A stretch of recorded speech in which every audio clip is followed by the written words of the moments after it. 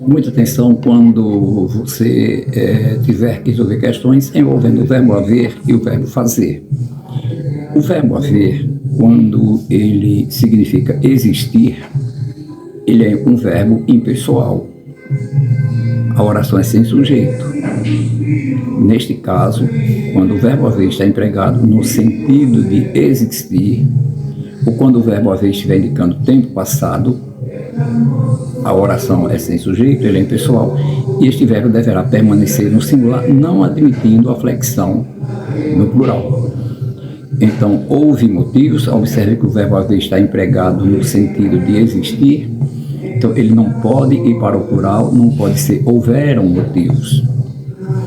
O verbo haver, novamente significando existir, então ele é impessoal, a oração é sem sujeito. O verbo auxiliar que o acompanha deve obrigatoriamente ficar no singular. Então não é admissível, devem haver motivos. O correto é deve haver motivos. O verbo haver indicando tempo passado, sempre no singular, não admite flexão no plural. Saíram há 2 semanas. Observe, entretanto, que quando o verbo haver estiver funcionando como verbo auxiliar de um verbo no particípio, agora sim, agora ele concorda com o sujeito, porque neste caso ele é um verbo pessoal.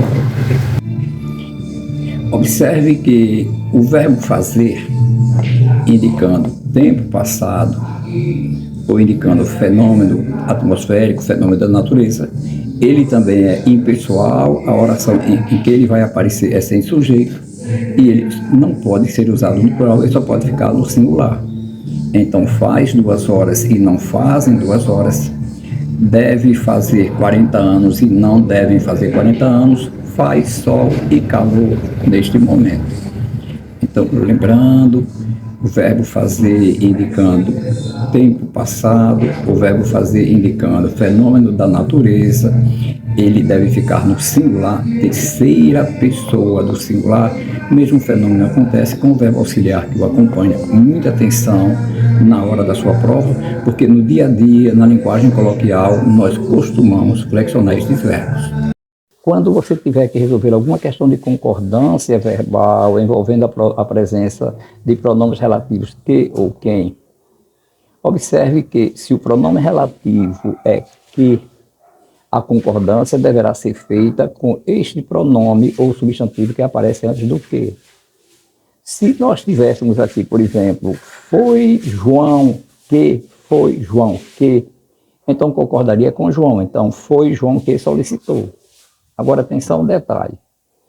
Aqui nós temos fui eu que, observe, não é foi eu. É muito comum as pessoas dizerem foi eu que, não é fui eu que, eu fui.